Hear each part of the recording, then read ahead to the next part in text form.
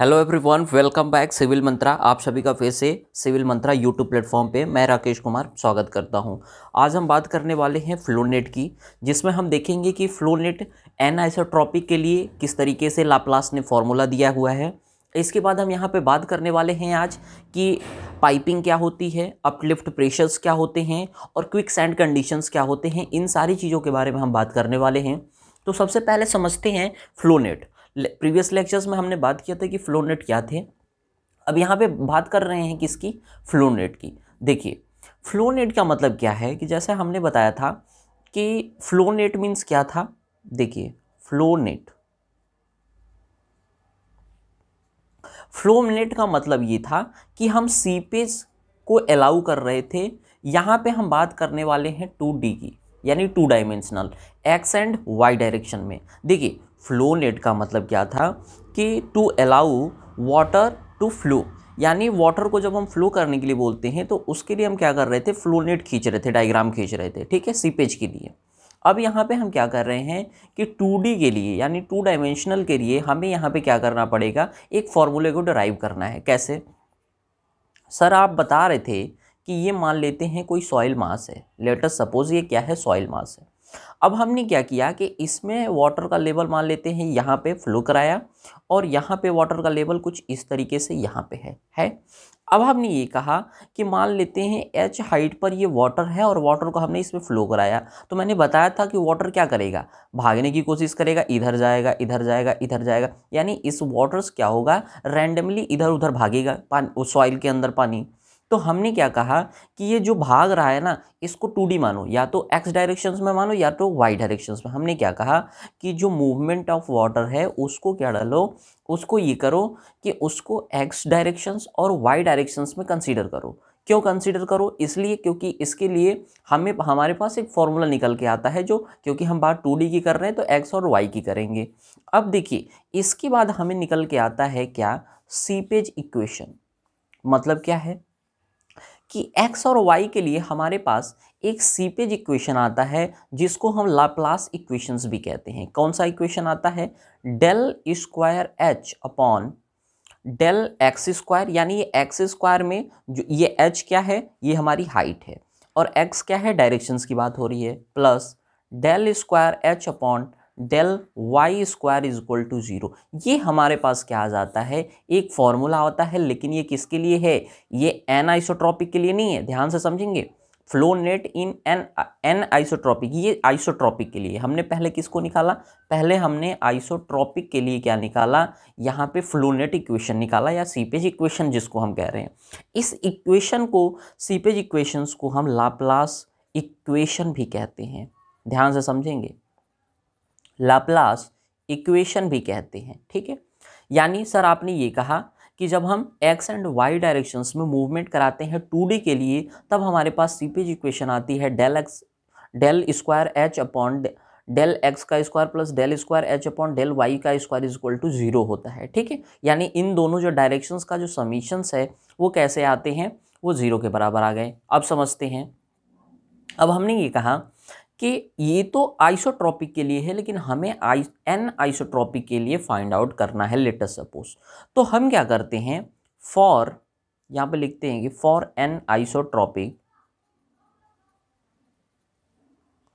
For an isotropic flow के लिए हम क्या करते हैं, सॉइल के लिए, फॉर एन आइसोट्रॉपिक सॉइल के लिए हम क्या करते हैं कि मान लो कि यहाँ पे क्या होता है, इस इक्वेशंस में हम क्या करते हैं, x एंड y के लिए हम क्या करते हैं, परमेबिलिटी को ऐड कर देते हैं। मतलब क्या है सर, जैसे हमने कहा कि x del square h upon del x का स्क्वायर प्लस के Y del square h upon del Y square बराबर 0। हमने कुछ नहीं किया, हमने ये कहा कि के एक्स यहाँ पे क्या है सर, और के वाई क्या है। बात करते हैं कि के एक्स क्या है और के वाई क्या है। के एक्स इज इक्वल टू है परमिएबिलिटी, परमिएबिलिटी इन एक्स डायरेक्शन। क्या हमने बताया कि के एक्स क्या है, यहाँ पे के एक्स है सर परमिबिलिटी इन एक्स डायरेक्शन, एक्स डायरेक्शन में जो परमिबिलिटी होती है। और के वाई क्या होगा, परमिबिलिटी इन वाई डायरेक्शन। समझ में आ गया आपको? ये क्या हो जाएगा? ये हो जाएगा हमारा वाई डायरेक्शंस में permeability.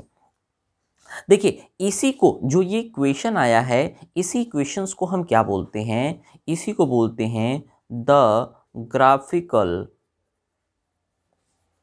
Solution of Laplace equation is called flow net. ये तो हमने आपको बताया था, ये कहलाता है।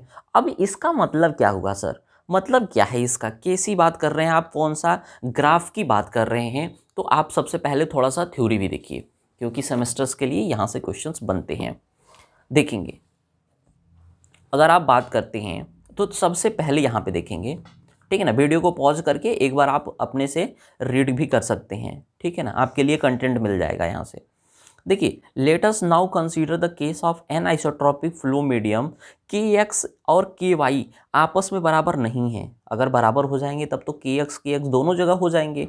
तो सच केस हम क्या करते हैं कि k x upon del square h upon del x square plus के Y del square h upon del Y square is equal to 0 लिख देते हैं, which is not a Laplace equation. ये लाप्लास इक्वेशन नहीं है, hence the flow net can not be directly drawn.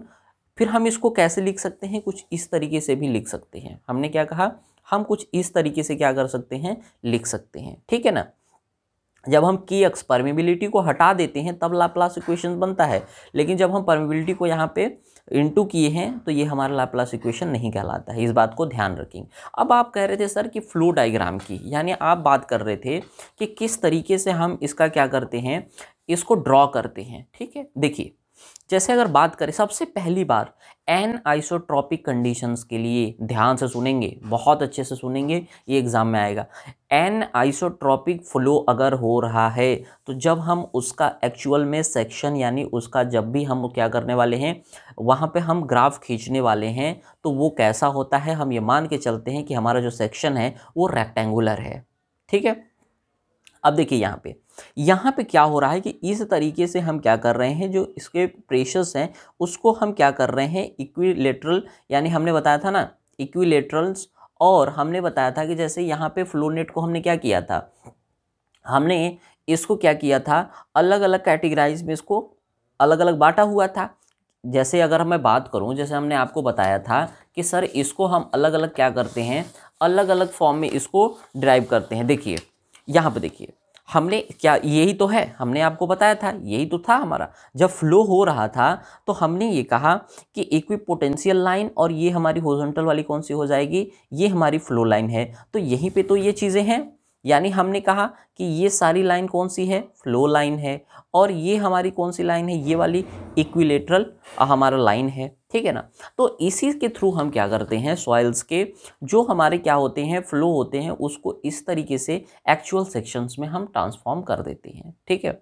अब देखिए, जैसे मान लेते हैं ट्रांसफॉर्म फील्ड है, कोई परमेबिलिटी के है, एल है, सॉइल की मास मान लेते हैं कि एल है कि कैसा है, ये स्क्वायर है। यहाँ पे कैसा है, ये ट्रांसफॉर्म होता है, लेकिन एक्चुअल में हम कैसा मान के चलते हैं, रेक्टेंगुलर मानते हैं। और परमेबिलिटी इन एक्स डायरेक्शन के एक्स हो गया, और एल बाई अंडर रूट के एक्स अपॉन के वाई हो जाता है हमारा परमेबिलिटी, ठीक है। चलिए अब समझते हैं। अब इतना चीज़ समझने के बाद एक चीज़ आपको अब समझ में आ गई होगी कि यहाँ पे हम कह क्या रहे थे कि सीपेज जो हमारा हो रहा था वो किस तरीके से हो रहा था, ठीक है। अब कहने का सेंस ये है कि जैसे सर आपने ये कहा, देखेंगे ध्यान से, अब हमने ये कहा यहाँ पे कि जैसे यहाँ पे अगर बात करें तो अब हम एक सेकेंड देखिए, समझते हैं। एन आइसोट्रोपिक के लिए हमने निकाला तो क्या फॉर्मूला आया, निकल के इक्वेशन हमारी ये आई, के एक्स क्या था, परमेबिलिटी इन एक्स डायरेक्शंस, और वाई क्या था कि परमेबिलिटी इन वाई डायरेक्शंस हमारा हो जाएगा। The graphical solution of Laplace equation is called flow net कहलाता है, ठीक है। चलिए अब हम किसकी बात करने वाले हैं, इसमें कुछ एजम्पशन है, ध्यान से समझेंगे। इसमें हम कुछ एजम्पशंस की बात करेंगे। सर एजम्पशन कैसा, कि जो हमारा सॉइल है, ध्यान से समझेंगे, सॉइल, कुछ एजम्पशन है जो आपके एग्जाम में पूछ लिया जाता है फ्लोनेट से, ठीक है ना, एनाइसोट्रॉपिक से। देखिए एजम्पशन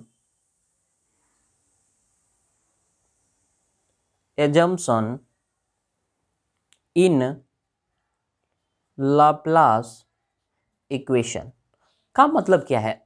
हमने ये कहा कि एजम्पशन इन लाप्लास इक्वेशन, लाप्लास इक्वेशंस में कुछ एजम्पशन है। जब हम क्वेश्चंस को सॉल्व करेंगे तो देखेंगे कि क्या सॉइल्स में ये सारे जो प्रॉपर्टीज़ है ये क्या उसमें फॉलो हो रहा है कि नहीं। अगर नहीं हो रहा है तो हम वहाँ पे वैलिड नहीं होगा लाप्लास इक्वेशन।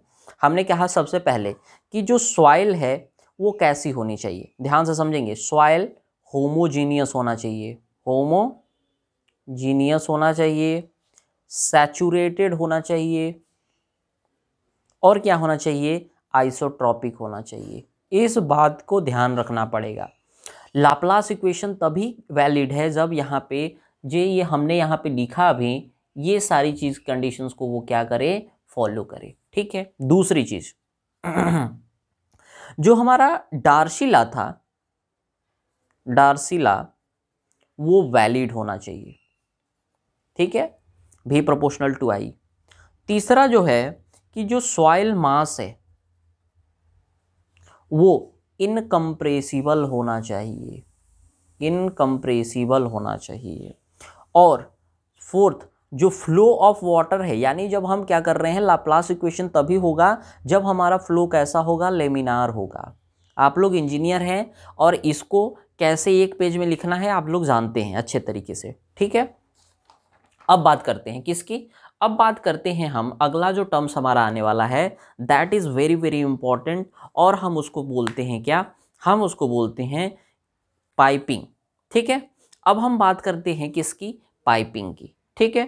तो देखिए अब हम बात करने वाले हैं कि इसकी पाइपिंग क्या होती है और पाइपिंग को कैसे कैलकुलेट किया जाता है। तो सबसे पहले तो यही समझना पड़ेगा ना कि पाइपिंग होती क्या है, ठीक है, या पाइपिंग फेलियर क्या होती है। देखिए दूसरा टर्म्स हम बात करेंगे पाइपिंग की, ये हमारा दूसरा टॉपिक जो है पाइपिंग है।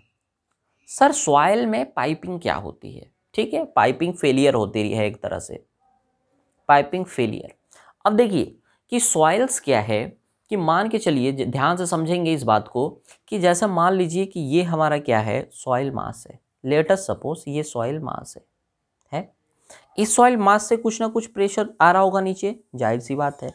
अब सॉइल क्या है, जो वाटर जो है सीधे न जाके, ध्यान से समझेंगे मैं क्या कह रहा हूँ, वाटर सीधे न जाके, जैसे वाटर क्या है कि बिल्कुल वर्टिकल हॉरिजॉन्टल ना जाके, सॉइल मास कुछ इस तरीके से होके इसके इस बेस से होते हुए इस तरीके से होके सॉइल एग्जिट कर जाए। हमने क्या कहा कि सॉइल हॉरिजॉन्टल ना जाके इस सॉइल मास में से ना होके, पूरे सॉइल मास में से ना होके इसके बेस से फेलियर हो जाए। हमने क्या कहा, सॉइल है, ये क्या है, वाटर है, ये क्या है, H2 है, वाटर है। वाटर कैसे फ्लो हो रहा है सर, इसके बेस के नीचे से होते हुए फिर पता चला यहाँ से क्या हो जा रहा है, इस तरीके से सॉइल हमारी वो वाटर क्या हो रही है, एग्जिट हो जा रही है या बाहर निकल जा रही है। इस तरह का कंडीशंस जब बनता है तो हम इसको बोलते हैं कि सर ये पाइपिंग फेलियर है। क्या फेलियर है, पाइपिंग फेलियर है। मतलब क्या है सर, देखिए अगर हम बात करें इक्विपोटेंशियल लाइन की और फ्लो लाइन की इस तरीके से, तो हमने अभी बताया आपको कि जैसे मान लेते हैं कि इधर से हमने वाटर को फ्लो कराया, यही हो रहा था डिस्चार्ज। अब हम मानते हैं कि यहाँ पे परमिबिलिटी K1 है और हम मान लेते हैं इसकी परमिबिलिटी K1 और इसकी K2, ठीक है। अब हमने ये कहा कि इक्विपोटेंशियल लाइन को चलो हम फाई से दिखा देते हैं। तो अब हम बात करते हैं ये कि मान लेते हैं कि सॉइल है, जैसे एक सॉइल है, ठीक है, सॉइल क्या है, सॉइल है। अब हमने कहा कि डिस्चार्ज यहाँ पे थीटा मान लेते हैं Q1 है और यहाँ पे Q2 है। हमने ये कहा कि ये Q क्या है, डिस्चार्ज है, और दोनों डिस्चार्ज क्या है, इस सॉइल पे सेम एंगल पे बन रहे हैं। तो हमने ये कहा कि क्या डिस्चार्ज अगर बराबर है, ध्यान से समझेंगे, ठीक है, तो डिस्चार्ज बराबर क्या था हमारे पास, क्या था, इक्वेशन थे हमारे पास। इक्वेशन ये था कि जो KI यानी जो हमारा क्या था KI था, जिसको हम K1 तो बोल देते हैं, क्योंकि ये हमारा K1 है, ये K2 है। K1 K2 क्या है? परमेबिलिटी इन 1, परमेबिलिटी इन 2, ठीक है। तो K1 into del H by A B, ठीक है, इसको चलो A मान लो, इसको B मान लो, इसको ठीक है A B C D मान लो, मान लिया। तो AB हो जाएगा इंटू AD इंटू 1 बराबर K2 into del H upon AB की जगह अब DC हो जाएगा, क्योंकि हम ये वाला कंसिडर कर रहे हैं, D से C वाला, ये वाला और ये वाला तो हमने AB कंसिडर कर लिया, ठीक है। एरिया ऑफ AD और AD हम इसकी बात कर रहे हैं, ये वाला, ठीक है। अब यहाँ पे किसकी बात कर रहे हैं? ये नीचे वाला, ये वाला। तो del H upon D C into B C into 1 हो गया।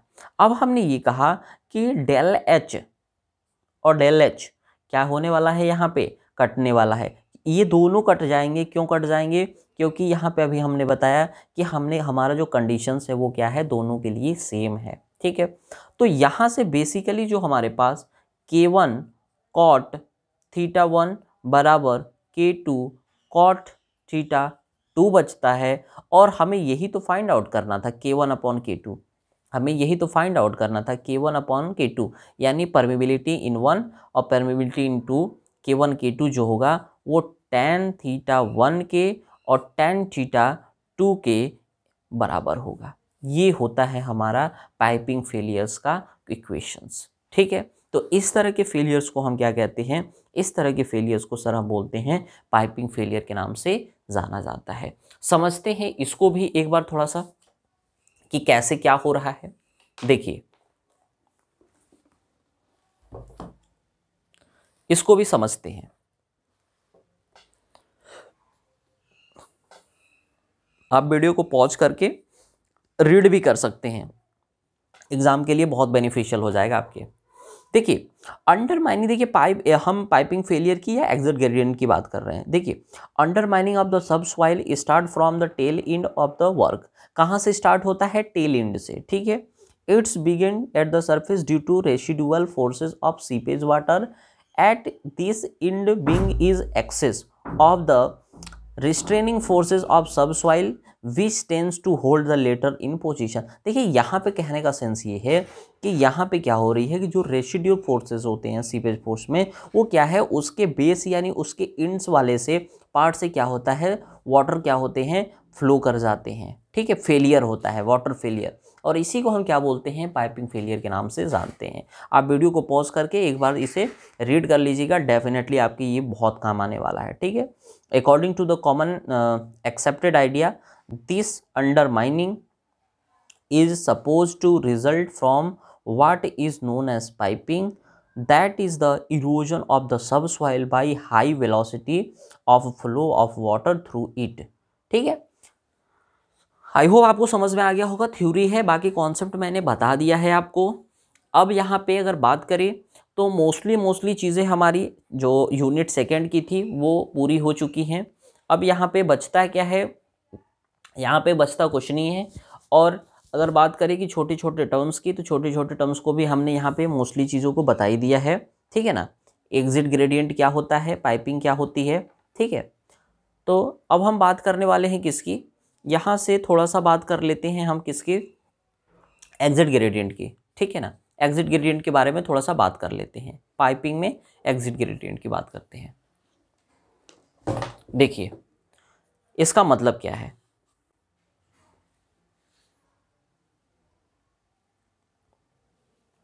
देखिए एग्जिट ग्रेडियंट की, जैसे मान लेते हैं हम किसकी बात कर रहे हैं? एग्जिट ग्रेडियंट की, एग्जिट ग्रेडियंट की,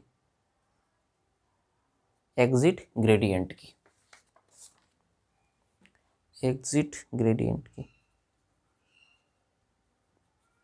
तो अभी हमने बताया था कि ये सॉइल वहाँ से मान लेते हैं, ये अप स्ट्रीम है, ये डाउन स्ट्रीम है, ठीक है। सॉइल वाटर इधर से आता है और यहाँ से क्या हो जाता है? सीपेज आउट हो जाता है, यही था, सीपेज आउट हो जाता है, ठीक है।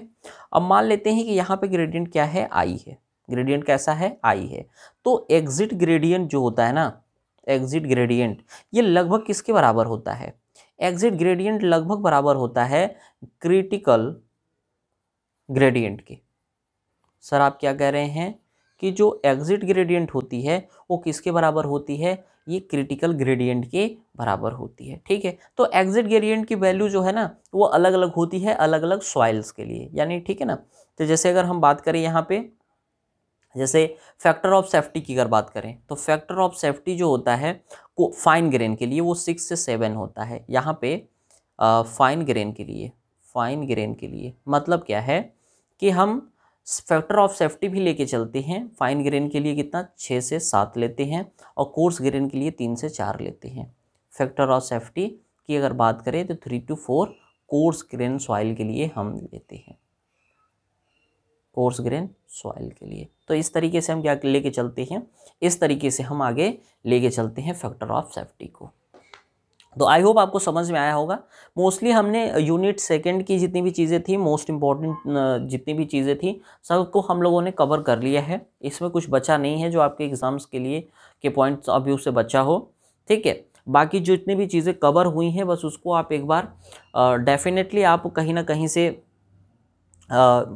बेनिफिशियल तो होगा ही, आप एक बार देखते भी रहें थोड़ा सा कि कैसे कैसे चीज़ें जो है हो रही हैं और इससे हम क्या क्या सीख पा रहे हैं। ठीक है, तो चलिए मिलते हैं नेक्स्ट लेक्चर्स में, जिसमें अगर बात करें क्विकसैंड कंडीशंस की या फिर सीपेज प्रेशर्स की तो मैं नेक्स्ट लेक्चर्स में चलिए इसको भी कवर कर लेंगे, उसके बाद फिर हमारा यूनिट सेकंड कवर हो जाएगा। तो मिलते हैं बहुत जल्द नेक्स्ट लेक्चर्स में, तब तक के लिए धन्यवाद।